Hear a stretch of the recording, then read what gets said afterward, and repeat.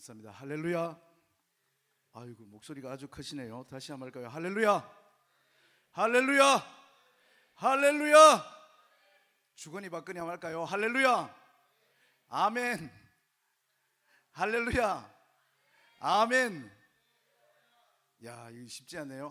그럼 한국말로 하겠습니다. 한국말로 주님을 찬양합시다. 한국말로 아멘이 그럽시다예요. 그럽시다. 주님을 찬양합시다. 그럽시다. 주님을 찬양합시다. 그럽시다. 저와 여러분의 평생이 우리 주님을 찬양하기를 축원합니다.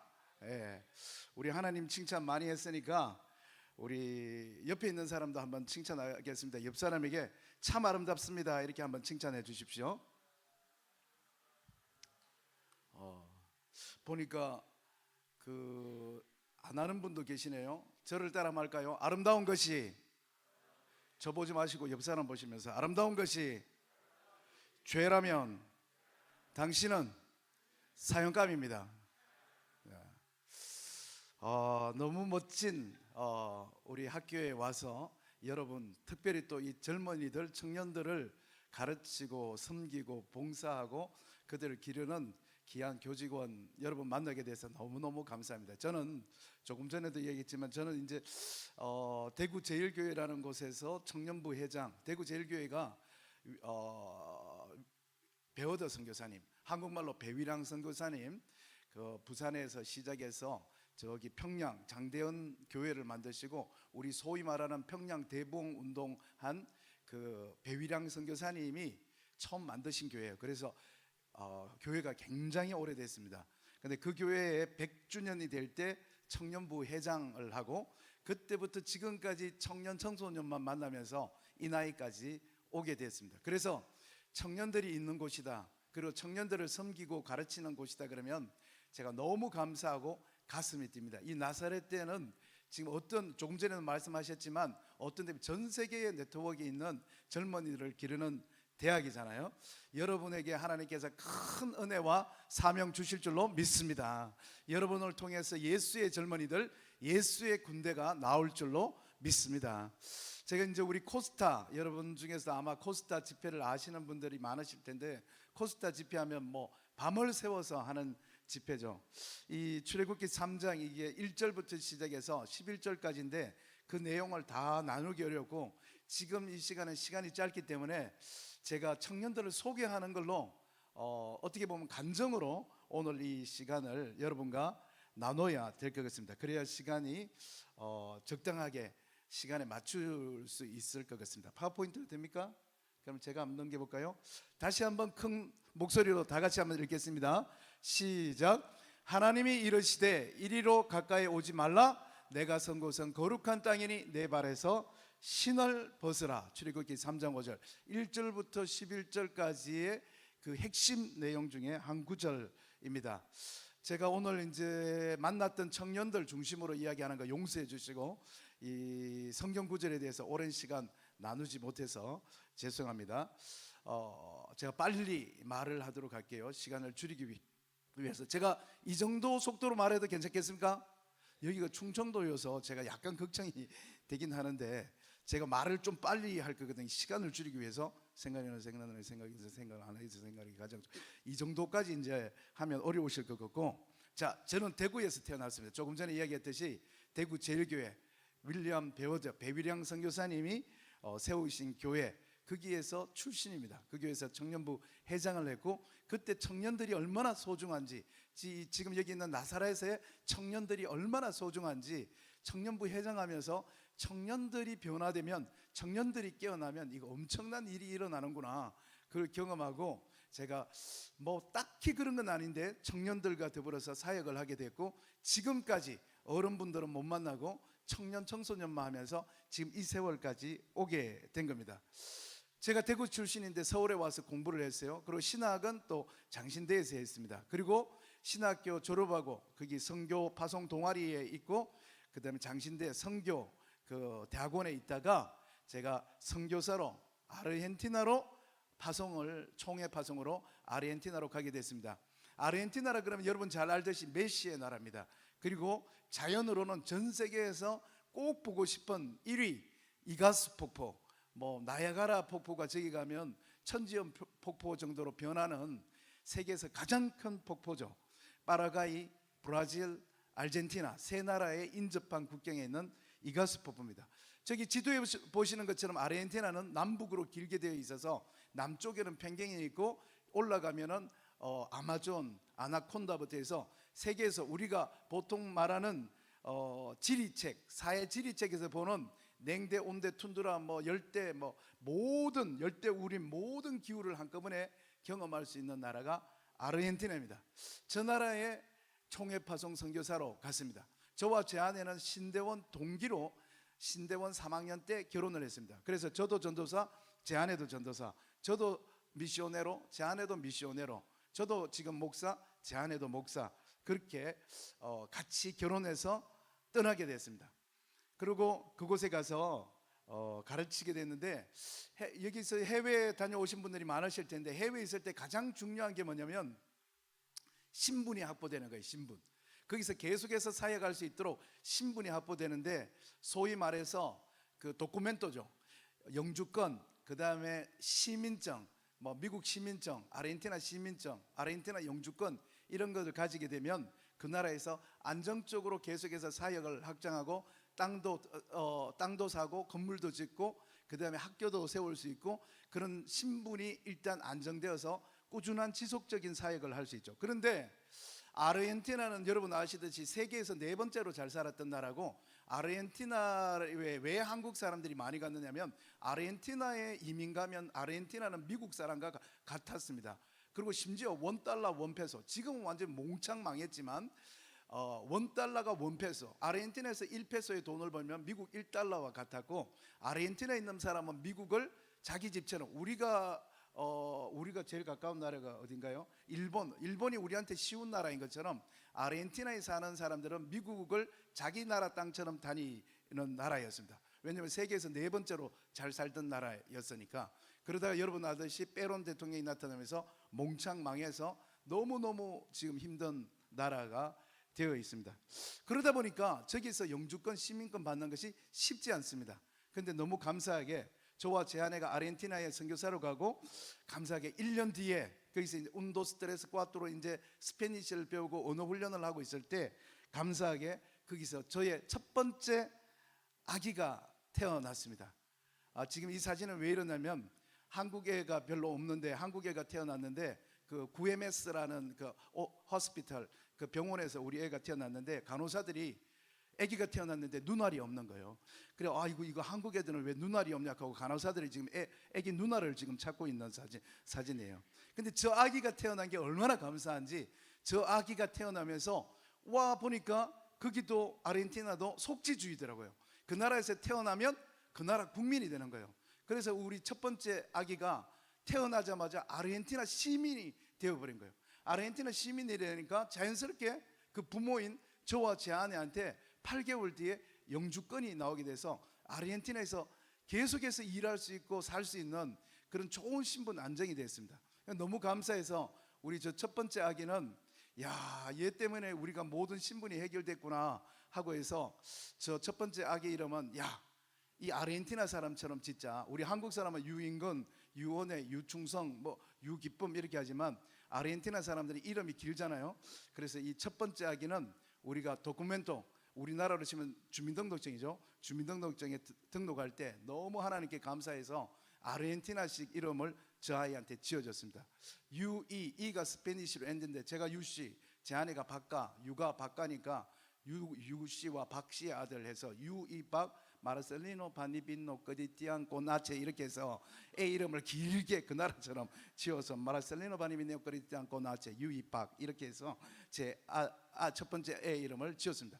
저 아이 때문에 모든 게 해결이 됐고, 이제 열심히 운도 스트레스 과도를 하면서 스페니쉬를 배우면서 언어 적응 훈련을 하면서 시간을 보내고, 거기서 볼리비아노, 우루과이에서 온 사람들, 그런 사람들 만나고 또 한인들, 청년들도 돕고 하면서 거기서 사역을 하고 있는데, 2년이 지났을 때 문제가 생겨버렸습니다. 저희는 이제 모든 게 해결됐다 딱 그렇게 했는데 한 가지 해결 안 된 게 있었습니다. 그게 뭐냐면, 저와 제 아내가 우리 장신대에서 선교 그 대학원에 있고 그다음에 선교사 파송회에 있고 전도사 훈련 다 맡고 신학교 교육 다 마치고 떠나는데 저의 선임 선교사님께서 빨리 오라 해서 여기서 제가 목사가 돼서 이번 봄에 목사 시험을 치면 목사 시험 끝나고 난 다음에 가겠습니다. 그렇게 하는데 지금 상황이 급하니까 빨리 와서 아르헨티나에서 목사가 되면 된다. 그렇게 해서 알겠습니다. 그러면 순종하고 가겠습니다.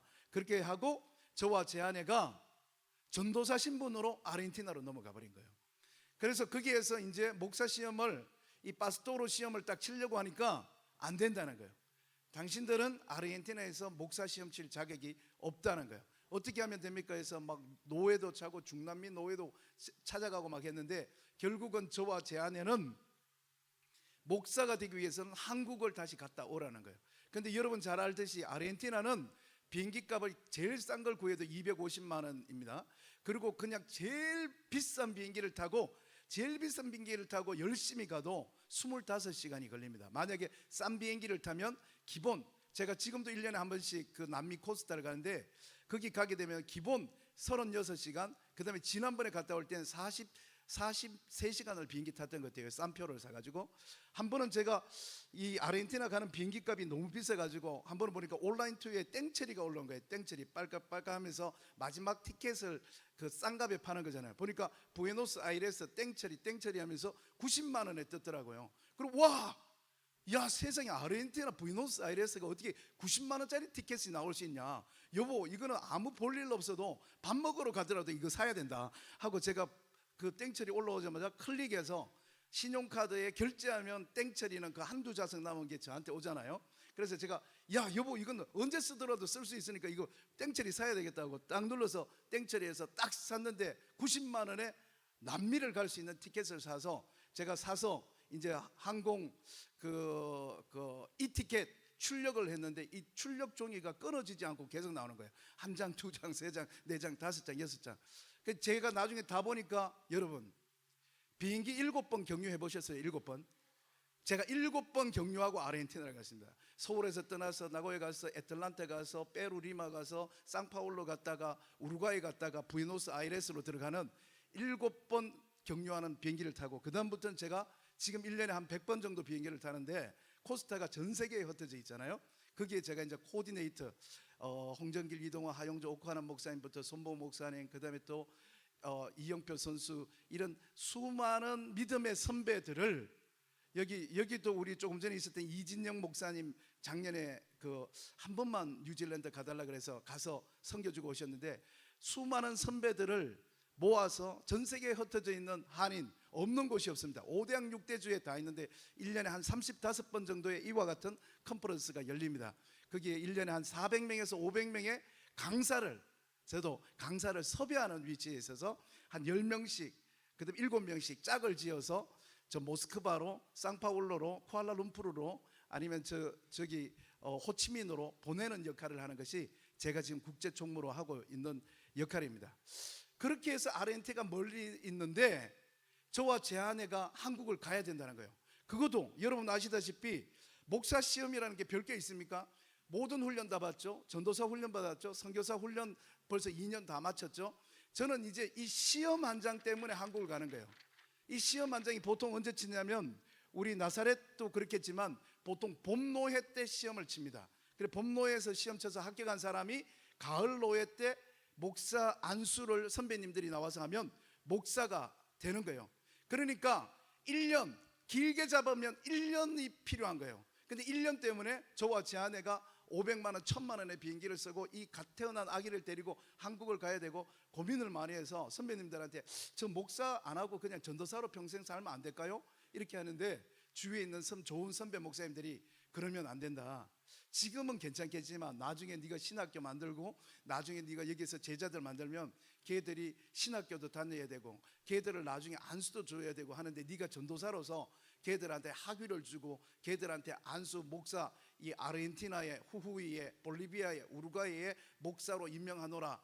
유인건 전도사가 너를 인정한다. 이렇게 했을 때 나중에 이 혼란이 있을 수 있으니까 한번 갔다 오는 게 좋겠다. 그래서 그 선배님 말에 순종을 알겠습니다. 1년 다녀오겠습니다. 그렇게 하고 한국으로 다시 저 사진은 우리 애가 그래도 100일 되니까 눈알이 나온 사진이에요. 100일 돼서 눈알이 나왔습니다. 그래서 한국으로 다시 돌아오게 됐습니다. 한국으로 돌아와서 제가 목사 시험을 치려면 어느 교회에서 일해야 되잖아요. 그 청빙 받은 전도사만 목사 시험을 칠 수 있잖아요. 저희 교단에서 그랬어요. 그래서 이제 서울에 있는 여러 교회에 문을 두드렸는데 아무 교회도 문을 열어주지 않았습니다. 왜냐하면 1년 있을 전도사, 그것도 한 명도 아니고 남편 전도사, 아내 전도사를 1년에서 만약에 제가 동안교회 청년부에 간다면 제가 청년부, 제 아내는 동안교회 소년부 이렇게 갈 거 아니에요. 그리고 청년들한테 1월 1일에 인사하면서 동안교회 청년 여러분 반갑습니다. 저는 이 교회에서 청년부 역할을 맡게 됐습니다. 여러분 저에게 정을 주지 마십시오. 저는 1년 뒤에 떠납니다.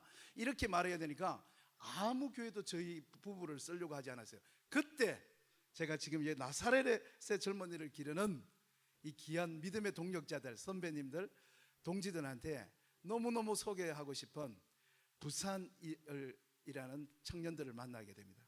부산에서 아주 나이 많은 목사님이 저희 부부의 소식을 듣고 1년 있어도 좋으니까 선교사가 왜 이렇게 문전박대 당하면서 돌아다니고 있냐, 우리 교회 와서 빨리 목사가 돼서 선교사로 떠나라 하면서 진짜 은퇴를 앞둔 정말 인격이 좋으신 목사님이 저와 제 아내를 부산으로 오라고 불러주셨습니다.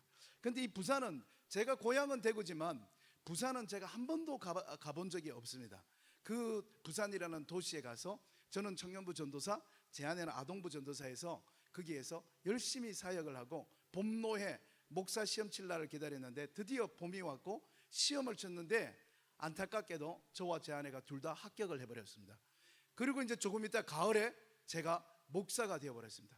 그 사이에 제가 맡았던 하나님께서 은혜 주셔서 청년부가 막 큰 부흥의 성장을 하고 있었습니다.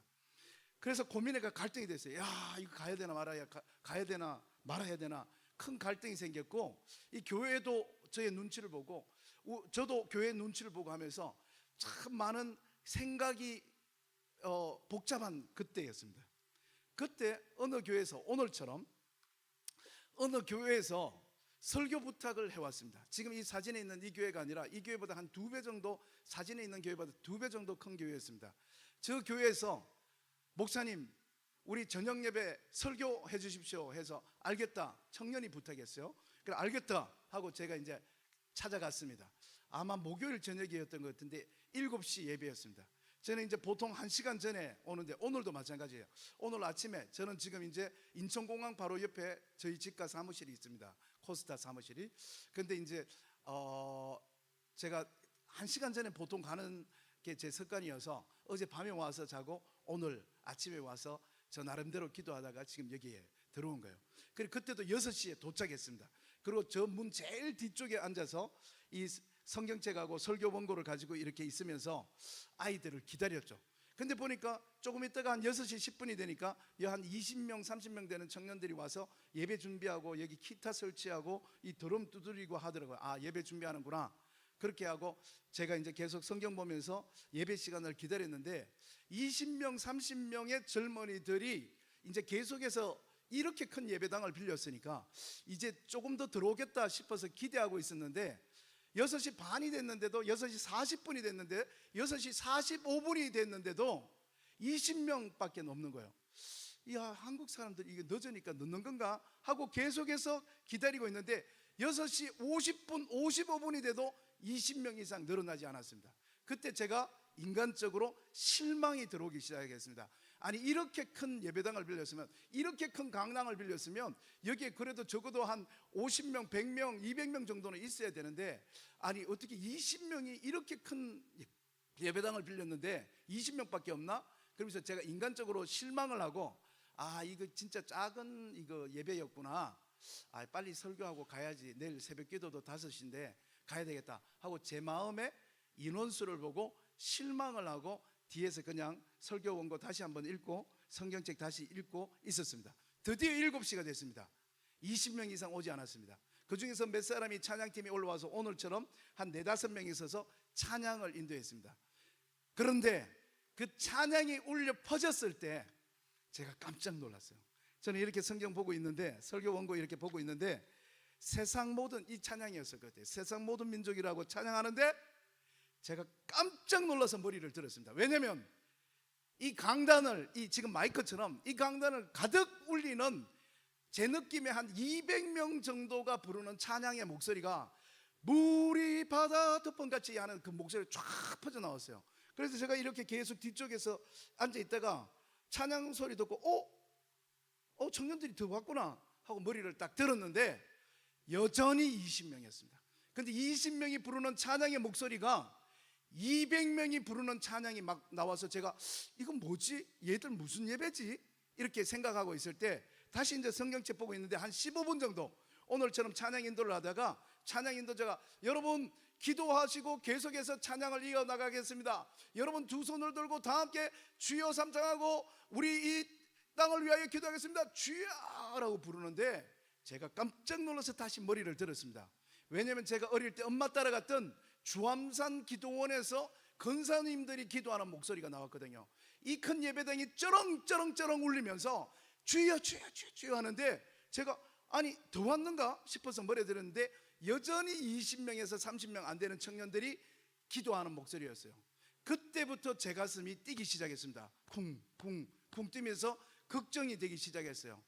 그런데 청년들이 또 조금 있다가 주여 하고 또 찬양하겠습니다 찬양하고 또 주여 하는데 제 가슴이 쿵쿵쿵쿵 뛰면서 걱정이 밀려오는데 어떤 걱정이냐면 내가 다시 이제 그 아이들의 기도 소리와 그 아이들의 찬양 소리를 듣고 설교문을 딱 보니까 제가 준비한 이 설교가 너무 마음에 안 드는 거예요.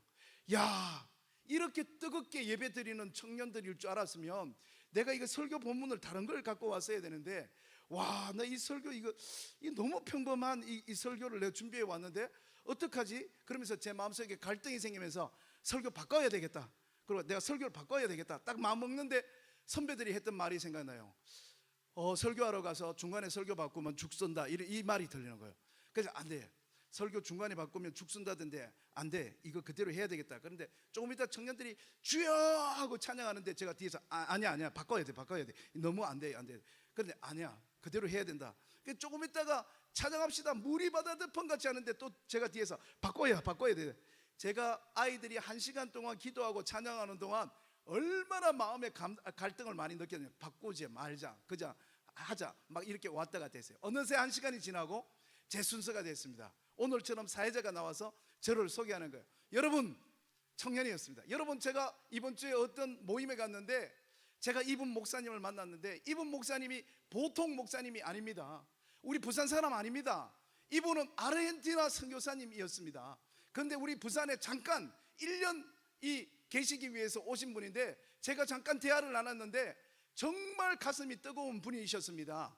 여러분 우리가 많은 사람들이 땅끝까지 가서 복음 전하자 땅끝까지 가서 복음 전하자 그렇게 하는데 우리가 정말로 문자 그대로 땅끝까지 가서 복음 전하는 선교사님을 본 적이 있습니까? 여러분 우리가 선교여행 단기 선교여행 가면 선교사님 만나러 가면 베트남에 계시고 선교사님 만나러 가면 중국에 계시고 미얀마에 계시고 그런데 여러분 지금 오늘 설교를 하시는 이 목사님은 진짜로 문자 그대로 지구 끝 아르헨티나에서 선교사님 하시다가 지금 잠깐 부산에 오신 분입니다.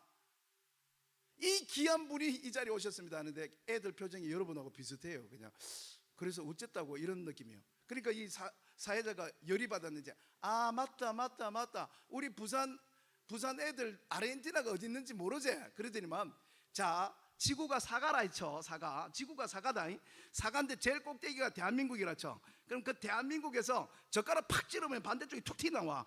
그게 아르헨티나야. 그러니까 애들이 오 그러는 거야. 그래 거기야.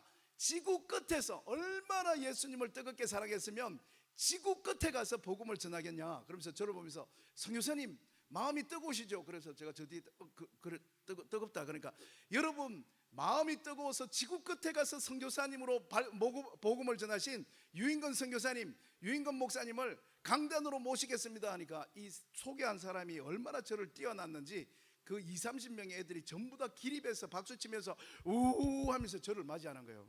그래서 저는 저 뒤쪽에서 이제 일어나서 설교원고하고 성경 들고 이렇게 걸어 나오면서 설교 바꿀까 말까 하면서 계속 갈등하면서 요 앞까지 왔습니다. 요 앞까지 딱 도착해서 제 마음을 정했어요. 안 돼. 도저히 이 설교는 못 하겠다. 바꿔야 되겠다. 그리고 이제 기타 치던 애를 잠깐 불렀어요. 미안한데 잠깐만 이리 와봐라. 그래요. 왜 목사님 설교하시면 됩니다. 그래서 그 아이 귀에 대고 조그맣게 얘기해서 너무 미안한데 10분만 찬양 2곡 정도 해주면 좋을 것 같아. 내가 설교를 바꾸려 그래. 그러니까 얘가, 저는 그 아이 귀에만 들리도록 10분만 시간 끌어달라 그랬거든요. 근데 그 아이는 모든 사람이 다 들리게 목사님 설교 준비 안 하셨어요? 그래. 나 설교 준비 했다고. 나 집에서 했는데 지금 1시간 동안 너희들 뒤에서 보면서 도저히 이 설교가 마음에 안 들어서 설교 준비를 다시 하려고 그런다. 그러니까 이 청년이, 아니 목사님 여기서 설교 준비를 다시 하신다고요? 내가 평상시에 좋아하는 성경 구절이 몇 구절 있는데 내가 어느 구절로 오늘 말씀을 전할까 정하면 밑에서 종이에 1, 2, 3 3대지 적어서 올라올 수 있을 것 같아. 10분만 끌어줘라. 그러니까 이 청년이 예 알겠습니다. 그리고 10분만 시간 끌어줘. 그리고 제가 돌아서는데 이 청년이 갑자기 저한테 이야기하는 거예요. 목사님 잠깐만요. 목사님 지금 여기서 설교 준비하신다 그랬죠? 그래. 그래 여기서 설교 준비 내가 금방 할게. 그러니까 이 청년이 그러면 목사님 될지 안 될지 모르겠지만 너무너무 죄송한데 목사님 제가 설교 제목 드릴까요? 아니 내가 설교하는데 왜 네가 설교 제목을 주려고 그러냐? 이런데 이 청년이 너무 합리적인 이야기를 하는 거예요. 목사님, 보통 목사님들이 설교 준비하실 때 서재에서, 그다음에 교회에서 목사님 성경 읽다가 이번 주에는 사랑에 대해서 설교해야지, 이번 주에는 거룩에 대해서 설교해야지, 이번 주에는 구제에 대해서 설교해야지, 목사님들이 그렇게 은혜 받은 걸 전하시잖아요. 그렇게 하지. 그런데요 저희들이 듣고 싶은 설교가 꼭 한계가 있어요. 그래서 근데 목사님이 마침 여기서 처음부터 다시 설교를 준비하신다니까 안 돼도 할 수 없는데 저희들이 듣고 싶은 설교 방향으로 설교 준비해 주시면 안 될까요? 그런데 너무 신선한 거예요. 와, 그렇지. 목사님들이, 선교사님들이 본인이 은혜 받고 본인이 이번 달에는 선교, 다음 달에는 사랑, 그 다음 달에는 구제, 이렇게 설교 틀을 만드는데, 그래 여기 모여있는 이 교직원분들이, 여기 있는 청년들이 듣고 싶은 설교가 뭘까? 그래서 제가 이렇게 종이를 주면서 내가 할 수 있을지 모르겠는데 그래 그러면 설교 제목 한번 적어봐라 하고 이제 종이를 주니까 그 친구가 적어서 저한테 요런 제목으로 설교를 주시면 좋겠습니다 하고 저한테 딱 주는 거예요. 그러니까 제가 그 청년이 준 설교 제목을 딱 받아보니까 설교 제목 점점 찍고 부산 이렇게 돼 있는 거예요. 그래서 제가 성경에 부산이 있는가 찾아봤죠. 설교 제목 천안, 설교 제목 나사렛이었습니다. 근데 저도 모태신앙이고 전도사, 선교사 훈련 다 받고 선교사 파송 훈련 다 받고, 저도 감이 있잖아요. 여기가 나사렛, 젊은이에 대해서, 이 천안에 대해서, 이 부산에 대해서 뭔가 꿈이 있으신가 보다. 그러면 이 부산, 제가 지금은 기억은 잘 안 나요. 그런 느낌은 제가 축복받은 도시와 저주받은 도시 이렇게 설교했던 것 같아요. 예루살렘이 이렇게 저주받았습니다. 그다음 수가성은 수가성은 이렇게 복을 받았습니다. 여리고는 이렇게 저주받았습니다. 그다음 베들레헴은 이렇게 복을 받았습니다 하면서 이 도시에 대한 이야기, 이 천안에 대한 이야기 그렇게 하고 나왔던 것 같아요. 여러분 지금 보시지만 저는 어른을 만난 적이 없기 때문에 청년들하고 있으면서 늘 청년들하고 하는 게 쓸데없는 농담, 아재 개그예요. 아재 개그의 특징은 뭐냐면 여러분이 웃는데 관심 없어요. 하는 내가 즐거운 게 아재 개그거든요. 그게 아재 개그의 특징이에요. 그래서 항상 쓸데없는 이야기를 그냥 수시로 하는 거예요. 그래서 그날도 이제 설교 끝나고 그냥 내려가면 되는데, 내려가다가 아재 개그가 발동해가지고 내려가다가 조금 전에 이거 적어준 애한테 가다가 걔가 눈을 보여, 야씨 네가 적어줘서 하긴 했는데 설교 제목 부산, 설교 제목 천안, 이런 설교 제목이 어딨나? 야 그러면 뭐 설교 제목 대전도 있고 설교 제목 대구도 있겠네. 성도 여러분, 다음 주 우리 교회 설교는 동두천입니다. 마가복음 읽고 오시기 바랍니다. 뭐 이러겠네? 그러면서 제가 아재 개그를 던졌어요. 그러면 보통 청년들이 제 아재 개그를 어떻게 받느냐면, 죄송합니다 그러면서 피식 웃으면서 설교 잘 들었습니다, 설교사님 감사합니다, 고맙습니다, 죄송합니다, 이렇게 청년들이 받는 거예요. 저는 그걸 기대하면서 야 설교 제목 천안, 설교 제목 나사렛이 어디서, 야 부산 말도 안 돼. 그러고 딱 가는데 얘가 감사합니다, 오늘 와주셔서 감사합니다, 죄송합니다, 머리 걸쩍걸쩍. 그러면 제가 제자리 가서 앉는 거예요. 그런데 갑자기 아무 소리도 안 나는 거예요. 그래서 딱 돌아보니까 얘가 그 자리에서 딱 일어서고 웃음기 하나도 없는 얼굴로 저에게 했던 말이 충격이었습니다. 뭐라고 이야기했냐면, 설교 제목 부산 이런 게 무슨 설교 제목이야 딱 했는데, 그 청년이 딱 일어서서, 목사님, 저희들은 부산을 위해서, 천안을 위해서, 이 나사렛을 위하여 기도하는 청년들입니다. 뭐라고? 너희들이 뭐 부산을 위해서 기도하는 모임이라고? 예, 저희들 10년째 기도하고 있습니다. 10년? 예, 10년 동안 이 조그만 모임이, 이 말도 안 되는 이 모임이 10년 동안 부산 이 천안을 위해서 기도했다고? 예, 저기 전누나 8년 됐고요, 저 형 9년 됐고, 저기 간사님 10년 됐. 얘들아, 우리 지금 이 천안을 위해서 기도한 거 한 10년 안 되겠나? 그러니까 애들이 10년? 우리 10년 넘었지, 10년은 넘었을걸? 그러는데 그 말이 저한테 얼마나 큰 망치처럼 제 머리를 땅 때리면서 충격을 주었는지 말입니다.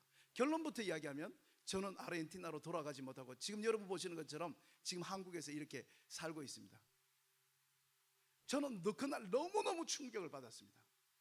조금 전에 이야기했듯이 저는 청소년 청년부를 하면서 11월이 되면 청소년들한테 기도 제목을 받습니다. 하얀 A4 종이를 주고 유인건 목사가 2027년 1년 동안 기도할 제목들을 너희들 적어라 그러면, 청년들이 그 100명 청년부를 가르칠 때든지 50명을 가르칠 때든지 200명을 가르칠 때든지 그 청년들이 기도 제목을 내면 그 기도 제목을 다 모아서 호치키스로 찍어서 제 이 성경의 신방 노트와 함께 가지고 다니면서 1년 동안 그 아이들의 기도 제목을 가지고 1년 동안 이 아이들의 소중한 기도 제목을 기도해 줬습니다.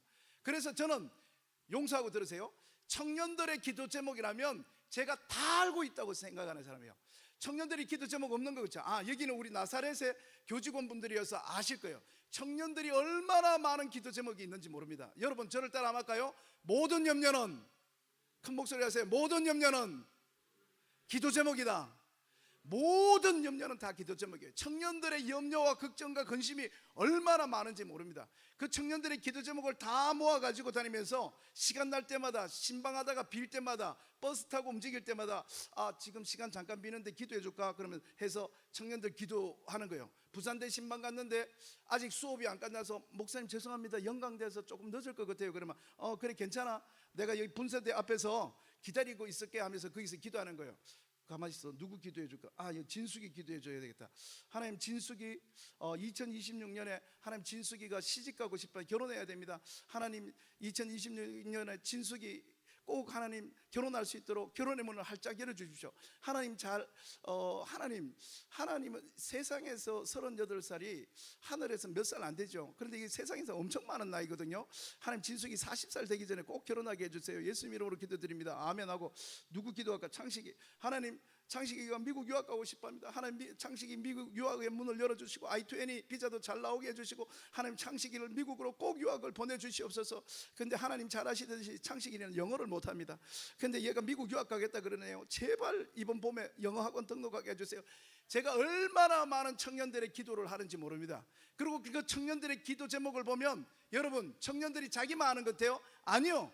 엄마 아빠를 위해서 얼마나 많이 기도하는지 몰라요. 하나님, 우리 엄마 아버지가 이혼하려고 그래요. 이혼 안 하게 해주세요. 우리 집이 25평인데 집을 33평 주세요. 아버지가 명예퇴직 당했습니다. 하나님, 우리 아버지 할머니가 병원에 있습니다. 할머니를 낳게 해주세요. 주님, 제 동생이 대학교에 떨어졌습니다. 이번에 재수 끝나면 붙게, 하나님 저 라이센스 주세요. 영어 잘하게 해주세요. 스페니시 붙게 해주세요. 취직하게 해주세요. 결혼하게 해주세요. 유럽 배낭여행 가고 싶습니다. 호주에 워킹 할러데이 가고 싶습니다. 청년들의 기도 제목이 얼마나 많은지 모릅니다. 그런데 제가 그걸 매년마다 청년들의 기도 제목을 기도하고 수련회 가서 기도하고, 그 다음에 금요일에 기도하고, 그 수많은 청년들의 기도를 하다가 발견한 게, 그 모든 기도 제목들이 all about me, all about me, 다 나를 위한 기도 제목이 있어요. 다 나를 위한 기도 제목.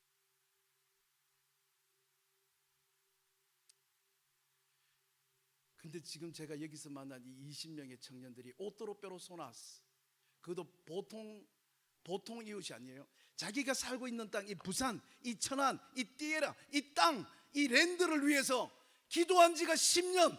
그래서 걔들 기도 제목을 받아서 보니까 빼곡히 기도 제목이 있는데, 부산에 1300교회 부흥이 오게, 없는 교회 담임 목사님 없는 교회 오게 해주시고, 저는 부산시장 이름 몰랐습니다. 근데 거기에 부산시장, 그 당시 허남식 시장이 행정을 잘할 때 부산의 중학교 고등학교가 320개인지 저는 몰랐어요. 320개의 하나님의 기도 모임이 생기게, 부산에 외국인 노동자가 몇 명인지 몰랐어요. 김해 지역의 미얀마, 파키스탄, 조선족들 10만 명의 외국인 노동자들이 한국에서 일하면서 손가락 잘리지 않고 다리 잘리지 않고 열심히 돈을 벌어서 자기 나라로 돈을 들고 갈 수 있도록, 그들이 일하는 노동하는 동안 예수를 믿을 수 있도록 부산의 해운대구를 위해서, 강안구를 위해서, 북구, 서구, 남구를 위해서, 부산에 있는 수많은 소방대원들을 위해서 기도한 지가 10년.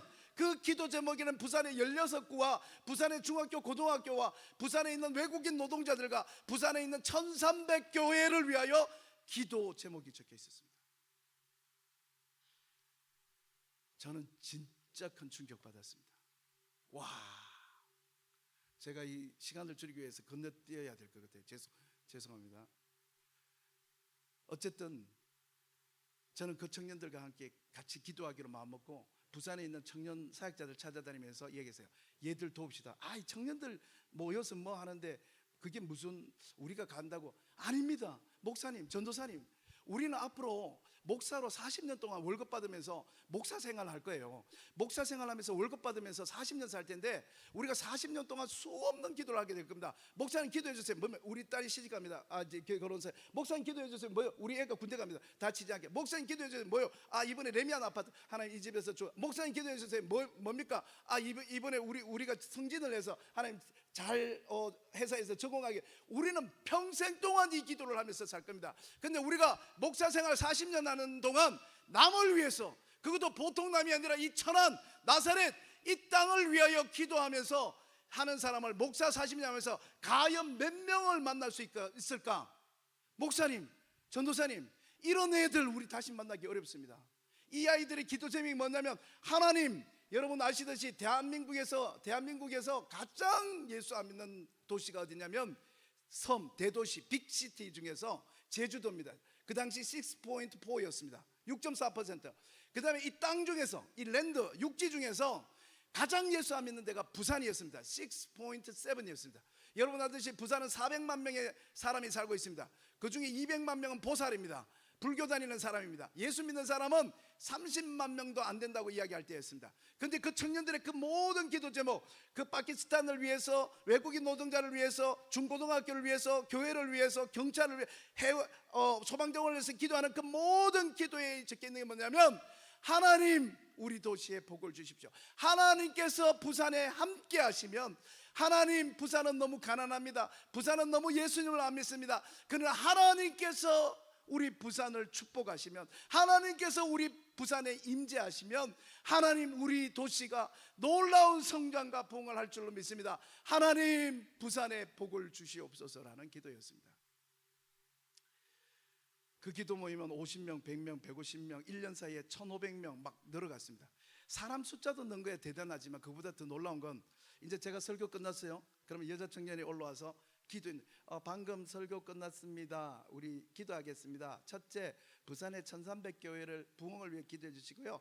둘째는 우리 경찰대, 지난번에 경찰 사고로 경찰 한 분이 크게 다쳤습니다. 경찰대를 위해서 소방대원을 위해서 기도해 주시고, 그리고 김해 지역에 있는 외국인 노동자들, 우리 그 미얀마, 파키스탄.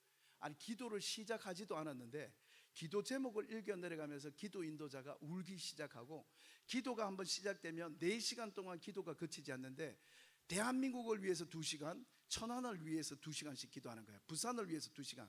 이게 뭐지? 그때 전도사 목사들이 다 느꼈죠. 이 바람이다, 하나님의 바람이다 라고 느꼈죠. 나중에 청년들이 이야기합니다. 부산에 있는 모든 청년들이 한자리에 모여서 우리처럼 기도하면 좋겠습니다. 그러면 이 부산에 이 도시가 변할 것 같아요. 그래서 그래, 부산에 예수 믿는 청년들 몇 명 될 것 같니? 그러니까 청년이 변하면 도시가 변하는데, 목사님 청년들이 기도할 수 있는 공간을 빌려주세요. 그래, 10,000명 정도 된대요. 그래요. 그래, 알았다.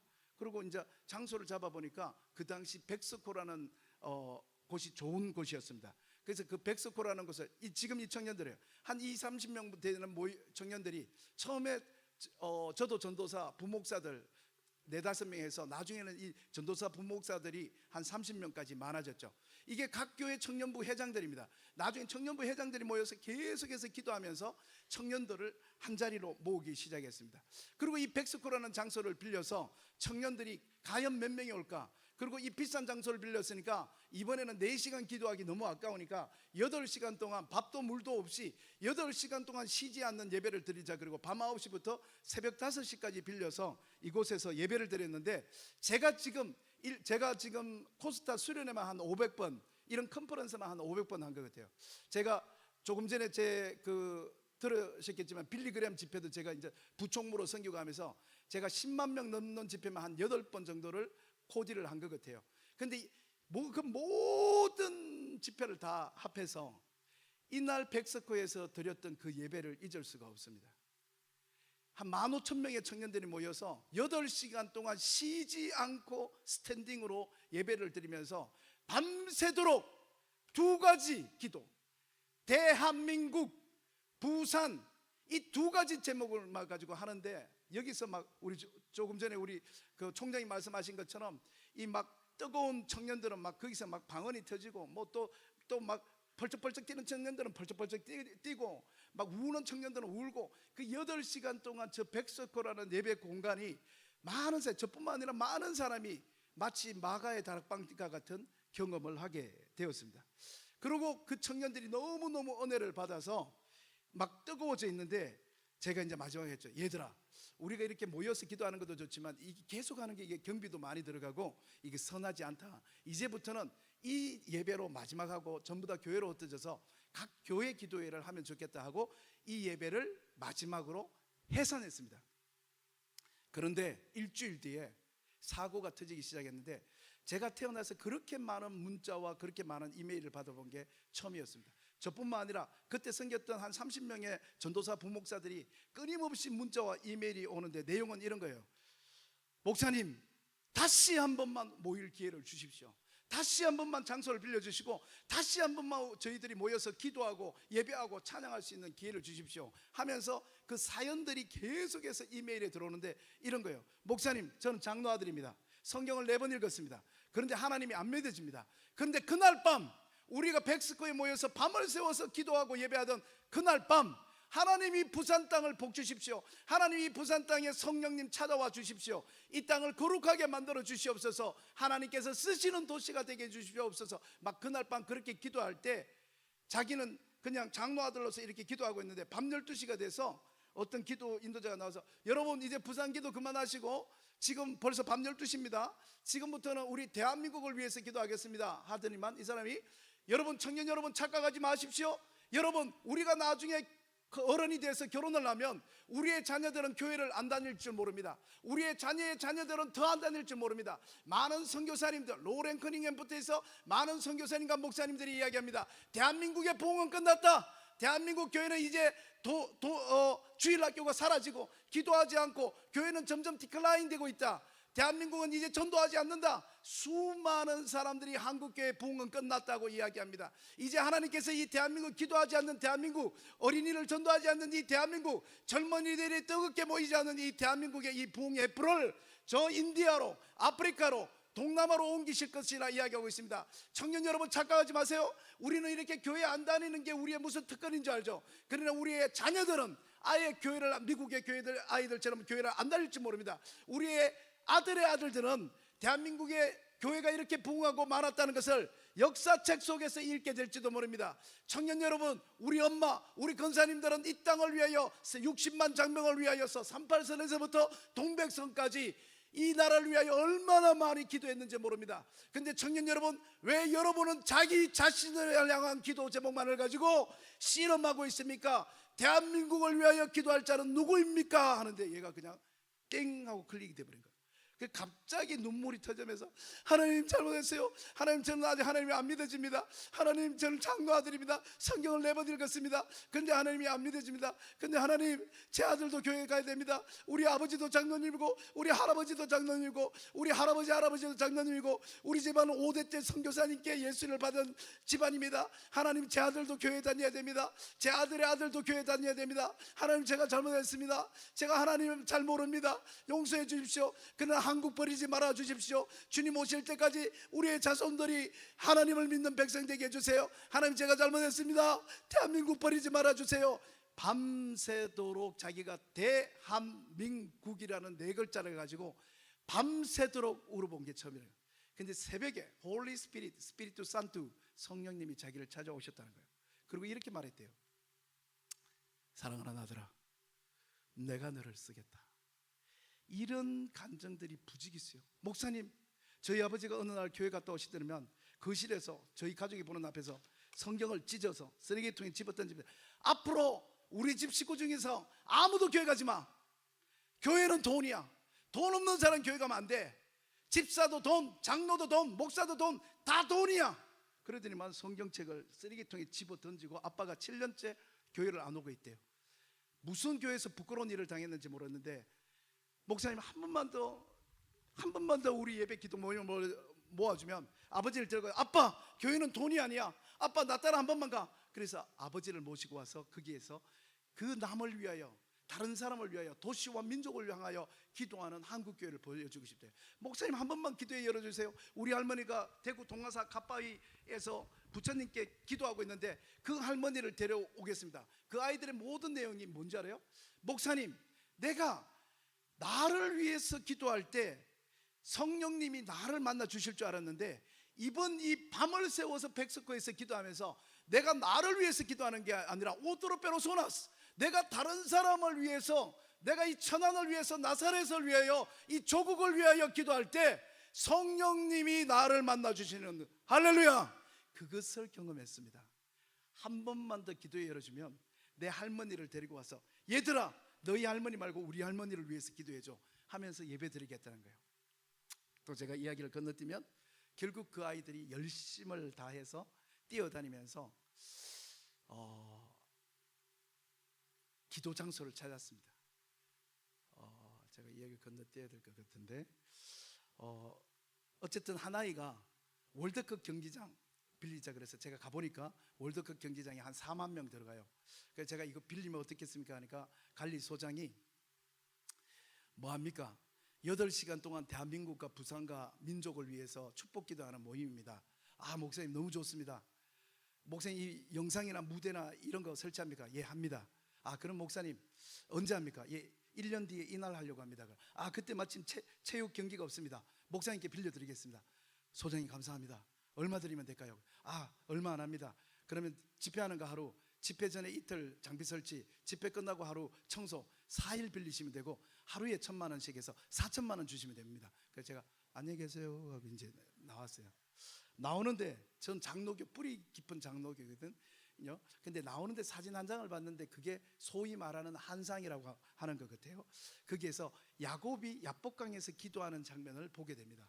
그러면서 모든 게 이해가 됐어요. 아하, 야곱이 그 복 아버지 돈 내 거, 형 돈 내 거, 삼촌 돈 내 거, 사촌 형들 내 거, 내가 복 받아야 하는 그 야곱이 야복강의 기도 후에 야곱이라는 이름을 버리고, 그 야곱, 사람과 레슬링, 영어 성경에 보면 레슬링이라 그러잖아요. 평생 사람과 레슬링하던 그 야곱이 야복강에서 하나님과 레슬링하는 장면이 나오고, 그게 끝나고 난 다음에 야곱이, 우리가 소위 하는, 지금 청년들은 야곱을 모두 뭐로 알고 있냐면 축복의 사람 야곱으로 알고 있습니다. 노래까지 나왔어요. 그 장면이 생각나면서 아하, 이번에 이 마지막 이 예배는 이런 빌딩에서 드리는 게 아니구나 하고 이상한 인사이트가 제 머리에 들어왔고, 그럼 어디지 하는데 TV를 보니까 9시 뉴스에 해운대 해수욕장이 보였어요.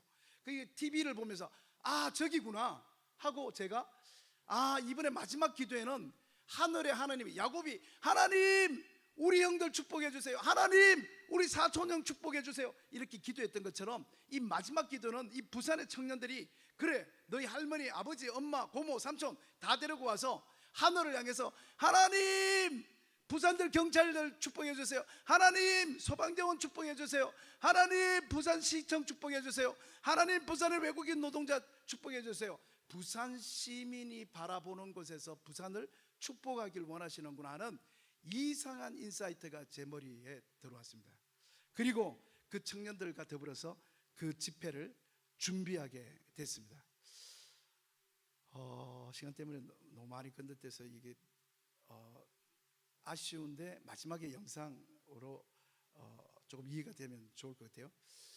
청년들이 1년 내내 뛰어다니면서 부산에 있는 1300개 교회를 설득하고 지하철에서, 학교에서, 교회에서, 그다음 캠퍼스에서 끊임없이 부산의 기독교인 여러분, 부산에 하나님이, 부산이 가난한 게, 부산에는 여러분 아시듯이 부산 청년들은 끊임없이 도망갑니다. 왜?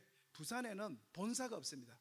그나마 STX라는 회사도 서울로 가버렸습니다. 부산에서 부산대를 나오든지 동아대, 신라대를 나오든지 아무리 똑똑한 청년도 부산에 있으면 대리점 사장밖에 그냥 못하는 거예요. 그래 꿈이 많은 청년들은 다 도망을 가는 거예요.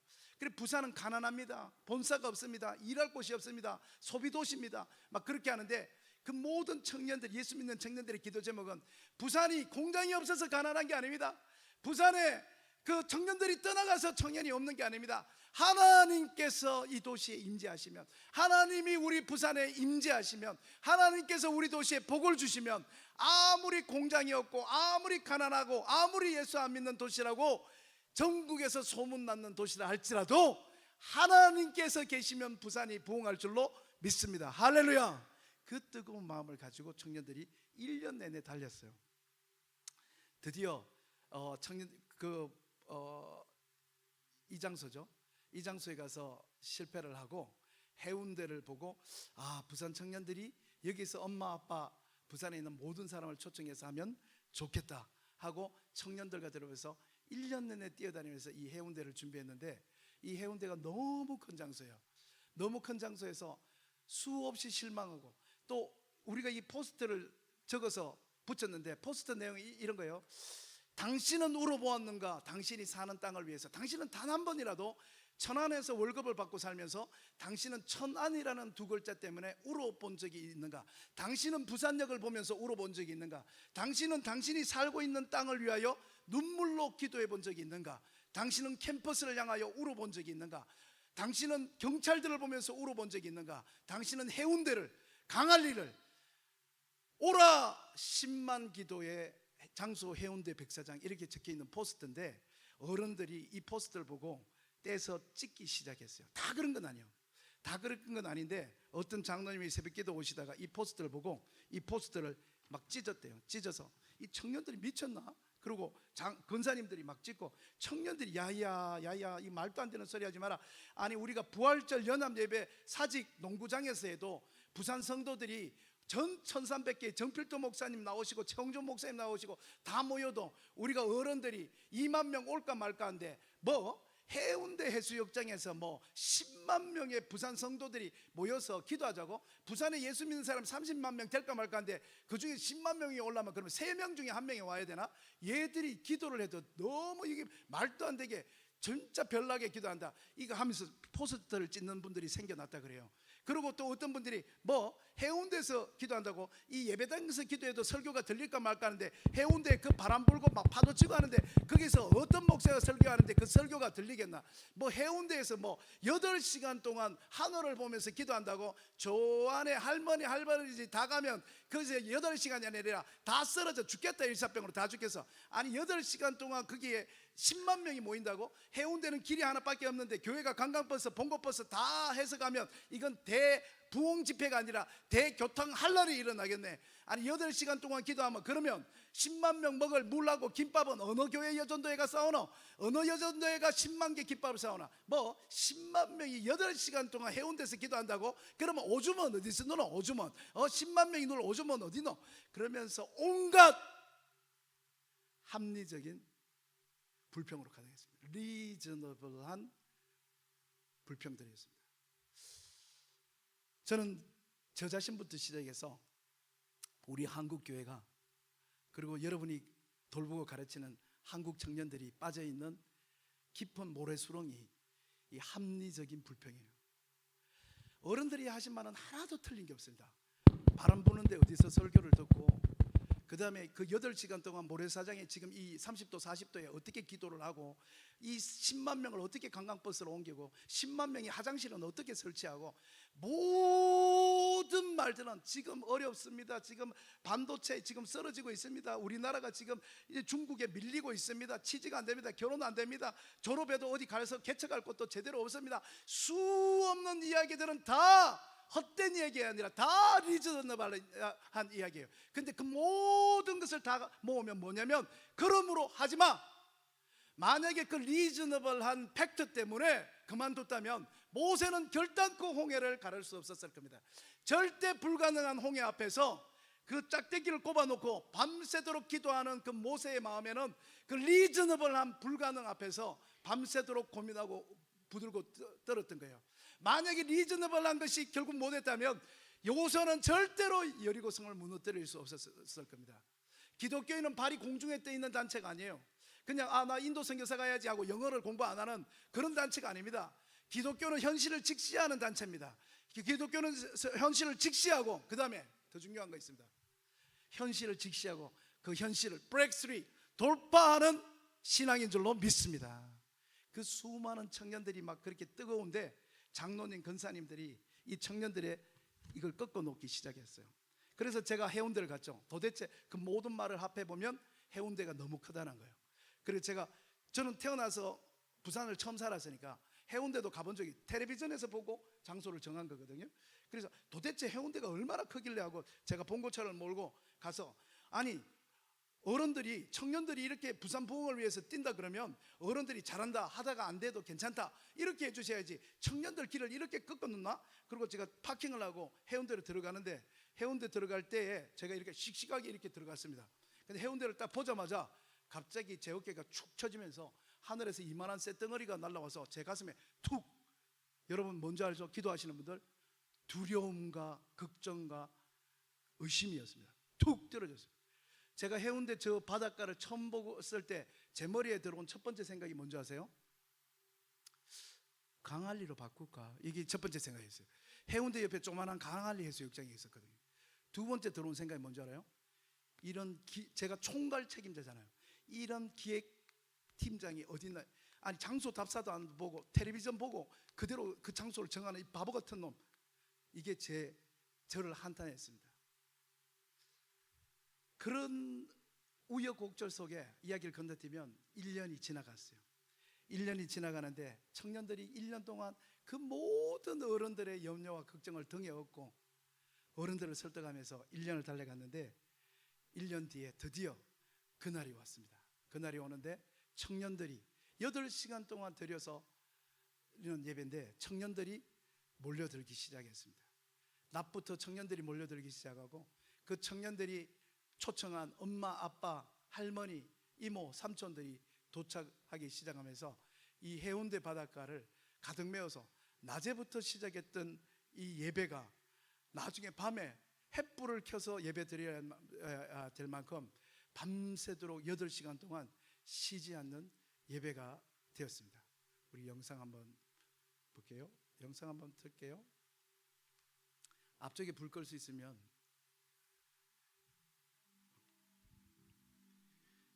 제가 이야기를 많이 건너뛰어서, 네, 사운드를 한번 크게 해주세요. 앞쪽에 아이들이 CTS하고 인터뷰하는 장면이 나옵니다.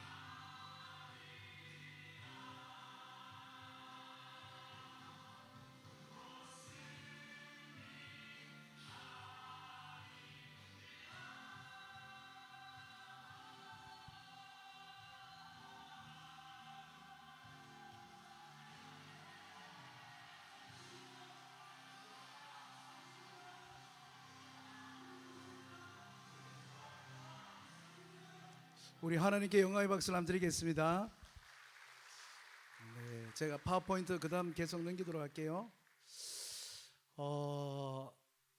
8시간 동안 쉬지 않는 예배가 드려졌고, 여러분 이제 부산에 오신 분도 계시겠지만 이 집회는 한 번으로 하려고 했는데 이게 한 번이 아니라 계속해서 그 다음에 2007년, 2008년, 2009년, 2010년, 2014년 계속해서 이어지면서 해운대 바닷가는 부산 청년들한테는 이제 별명이 있습니다.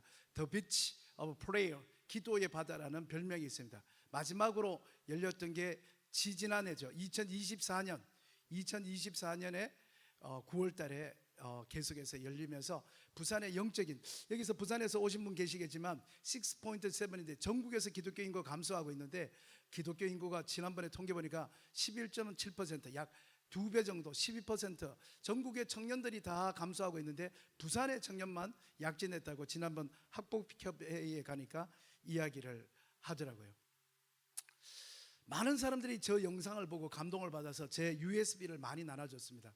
근데 저는 저 영상 볼 때마다 지금도 저기 잠깐 앉아 있는데 가슴이 울컥했는데, 뭐 때문이냐면 20만 명이 모인 것도 대단한데 저는 20명을 봤잖아요.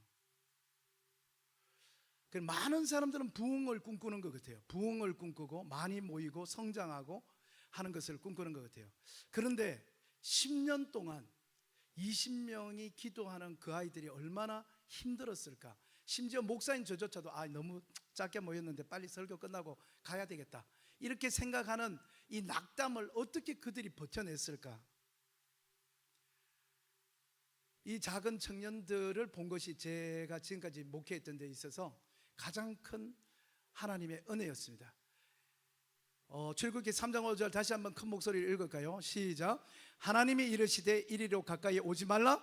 내가 선 곳은 거룩한 땅이니 내 발에서 신을 벗으라. 여러분 아시듯이 이게 출애굽기 3장 1절부터 12절까지 나눠야 되는 말씀인데, 이제 5분 남았는 거 짧게 이야기하면, 이 모세가 엄청나게 큰 꿈을 꿨습니다. 그래서 40살 때 독립운동을 꿈꿨는데, 아시듯이 독립운동에 실패하고 백성으로부터, 민족으로부터 배신을 당하고, 그 다음에 미디안 강야로 가서 40년 동안 80이 될 때까지 니힐로, nothing, 아무것도 아닌 우울증 환자, 공황장애증 환자, 좌절, 아무것도.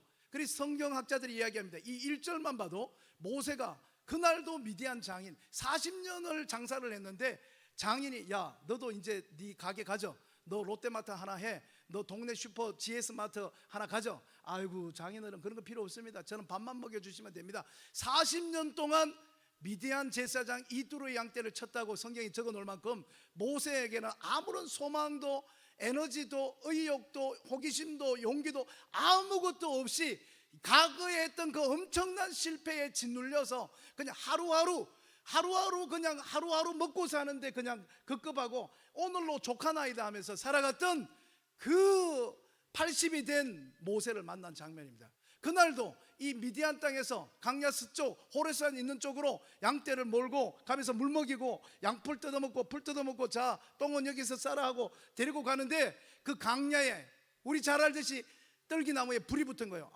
산불이 났네? 그리고 이제 지나갔습니다. 근데 물 먹이고 오는데 아직도 불이 붙어 있어요. 저거 되게 오래 가네? 그리고 가서 다시 물 먹이고 똥 누고 다시 데리고 오는데 아직도 불 붙어 있어요. 그래서 모세 자신은 자기가 번아웃 되어 본 사람이잖아요. 번아웃. 40살 때 조국 독립 해방을 꿈꾸다가, 강복을 꿈꾸다가 번아웃 된 사람이 그 궁중에서 태극기를 찢고 창검을 모으고 영어, 스페니시, 중국어를 준비하고 모든 것을 갖췄을 때 독립운동을 걷다가 완전히 폭삭망했던 이 모세, 번아웃을 경험했는 그 모세가 보니까 지금 강야에 붙은 이 떨기나무는 이 burning up, it was not burning up. Why? The bush isn't burning up. 이건 왜 불타고 있지 않지? 그제서야 40년 동안 우울증과 좌절과 공황장애와 인생 허무주의에 빠져있던 이 모세한테 호기심이라는 작은 씨앗 하나가 모세의 가슴 속으로 들어오게 되고, 이게 왜 안 타지? 하고 갔는데 불은 타고 있는데 나무는 여전히 푸르른 그 장면을 보게 됩니다. 그때 우리 다시 한번 5절 다 같이 한번 읽겠습니다. 시작. 하나님이 이르시되 이리로 가까이 오지 말라. 네가 선 곳은 거룩한 땅이니 네 발에서 신을 벗어라. 저는 이 성경 상상하기로 보면 이 말만큼 모세한테 황당했고 황당무계한 이야기가 없었던 것 같아요. 제가 만약에 모세라면 이렇게 이야기했을 것 같아요. 하나님, 이 땅이 왜 거룩한 땅입니까? 네가 서 있는 곳은 거룩한 땅이다. 지금 신발 벗고 지금 내 말 들어.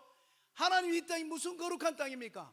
여기가 어제 내가 양똥 치운 데잖아요. 어제 내가 여기 물 먹인 장소잖아요. 어제 내가 여기 출근했던 장소잖아요. 내 오피스고 내 캠퍼스고 내 시티고 내 아파트고 내가 every single day 365일 24 hours 내가 여기서 늘 있던 그 장소잖아요. 여기 양똥 냄새 나고 불 자라고 저쪽에 시냇가 흐르고 내가 여기 40년 동안 돌아다닌 나사렛입니다. 여기 40년 동안 돌아다니는 천안입니다. 내가 40년 동안 있었던 이 대한민국 땅입니다. 이게 뭐가 거룩한 땅입니까? 하나님, 어제나 오늘이나 똑같습니다. 내일도 똑같을 거예요. 출근하고 퇴근하고 그 장소입니다. 이 모세 이집트 왕자라든지 모세 영화에 보면 이런 장면이 많이 나옵니다. 모세가 있고 가시나무에 불타오르고 이런 장면들이나 아니면 이런 장면들이 많이 있죠. 근데 제가 이제 코스타가 러시아에 있습니다. 러시아에 있을 때 그 베테르부르크 레닌그라드라고 부르죠. 베테르부르크에 에르미타지라고 세계 3대 박물관이 있습니다. 거기 갔다가 정말 너무너무 감동스러운 그림을 보고 그 그림 앞에 한참을 서 있었습니다. 그 그림이 뭐냐면 이 17세기 화가 세바스티안 브루동이 그린 가시나무 뜰기 거룩한 땅입니다. 많은 사람은 만화 영화 이집트 왕자라든지 이럴 때 가시나무에서 뜰기나무에서 소리 나는 하나님의 그걸 만화로 영화로 그리죠. 근데 이 브루동이라는 화가는 이 가시나무 뜰기 위에 서 있는 하나님과 모세를 그렸습니다. 네가 서 있는 곳은 거룩한 땅이다. The place where you are standing becomes holy ground because God is standing there with you. The place where you are standing becomes holy ground because God is standing there with you. 저는 청년과 더불어서 지금까지 살아왔다 그랬죠. 지금 이 나사렛 대학은 어마어마한 무시무시한 대학입니다. 저는 장신대 강나루 장신대 저기 천호동에 있는 그 강나루 장신을 나왔어요. 저는 통합으로서 제가 자존감이 있고 우리 신학교를 좋아하고 너무 제 나름의 자긍심을 가지고 있어요. 아, 내가 장로교인이구나, 내가 통합 사람이구나, 내가 강나루 신대원 출신이구나 자긍심을 가지고 있습니다. 근데 저는 1년에 100번의 비행기를 타고 전 세계에 흩어져 있는 청년들 만나면서 35개의 도시에서 매년마다 이와 같은 이찬수 목사님, 유기성 목사님, 이영표 선수, 이성민 권사님 아니면 뮤지션들 소양 데리고 가서 여러분 아시듯이 코스타는 무조건 자원봉사입니다. 40년째 자원봉사하고 있어요. 해외에 있는 아이들 돕기 위해서 절대로 비행기값이나 페이를 받으면 안 된다. 이걸 홍정길 이동원 목사님이 1986년 1회 코스타 때 원칙을 정해서 해외에 있는 아이 돕는 사람은 비행기표와 그 다음에 호텔값을 자기가 가지고 와야 된다. 이렇게 해서 이게 40년째 수천 명의 사람, 손봉호, 이만열, 윤영관 통일부 장관부터 해서 지금 여기 아마 여기 나사렛 대학에도 몇 분 있을 거예요. 카이스트하고 수많은 분들이 섬겼습니다. 제가 이렇게 많은 도시를 다니면서 보니까 여러분 교단을 알게 된 거예요. 그리고 여기 있는 여기 출신이었던 그 다비드 목사나 지금 여기에서 지금 교목하고 있는 이진영 목사나 이런 사람들한테 제가 이야기합니다. 야, 나사렛 교단, 나사렛 학교, 이 어마어마한 학교야. 어마어마한 학교. 여기서 나가잖아. 여기서 나가면 장신대 나오잖아. 장신대 나온 사람이 그냥 이게 인간적인 생각으로 했을 때 장신대 나오잖아. 그러면 한국에 뭐 하나 이렇게 조직할 수 있어. 근데 이 나사렛 신학 나오잖아. 이 나사렛 대학 나오잖아. 너희들은 전 세계에 네트워크가 있어. 이 학교 보통 학교 아니야. 청년이 변하면 근데 그 청년이 어떻게 변합니까? 여기 이렇게 수많은 청년들이 나사렛에 있습니다. 이 청년들 앞에 가장 첫 번째 만나는 분들이 바로 여러분들입니다. 청년을 처음 만나고 학교에서 만나는 교직원, 교수님, 총장님, 경호실장님, 교무실장님, 기획처장님, 학생처장님, 그 아이들이 만나는 분들이 누굽니까? 바로 여러분입니다. 바로 여러분. 청년이 변하면 어떻게 된다는 것을 저는 지금까지 대구제일교회에서부터 지금까지 경험해 오고 있는 거예요. 예수의 군대가 나옵니다. 예수의 젊은이가 나옵니다.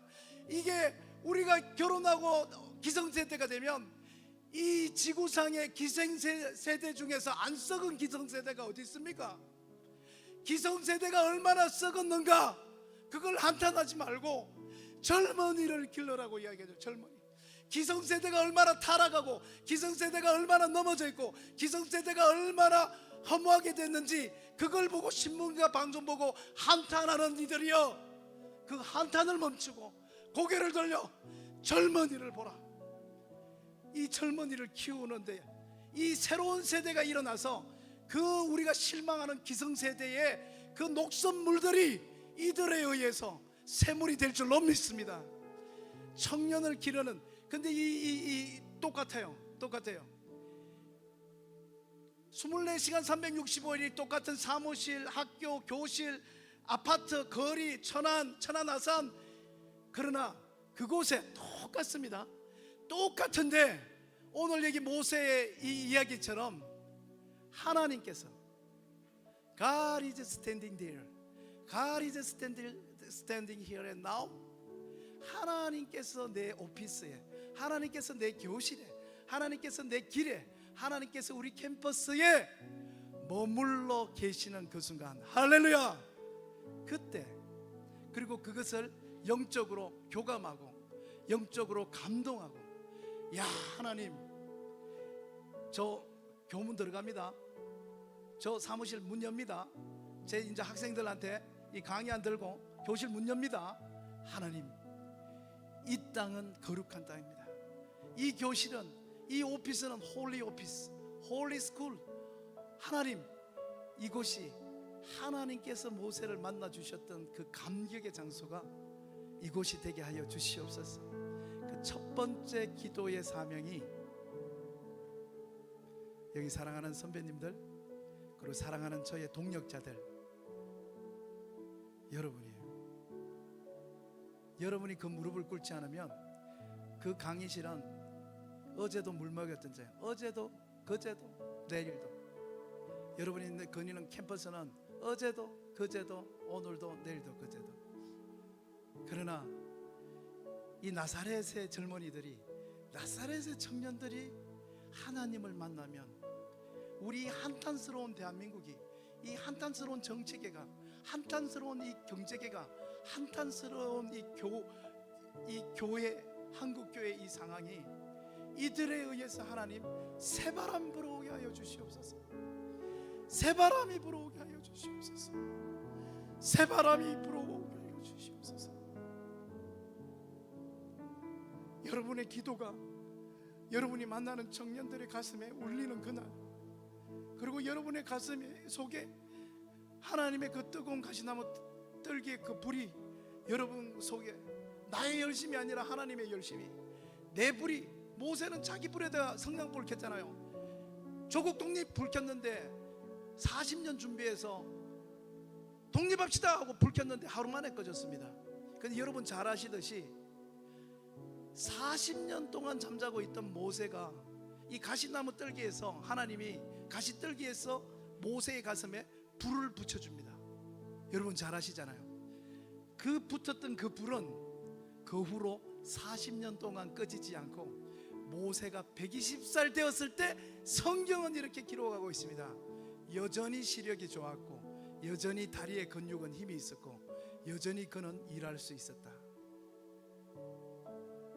저는 여기 있는 모든 우리 선배님과 동력자들에게 그 하나님의 불이, 하나님의 열정이, 하나님의 열심이 불붙기를 바랍니다. 다 그 자리에서 한번 일어나서 이 찬양 한번 부르고 기도 한번 하면 좋겠습니다.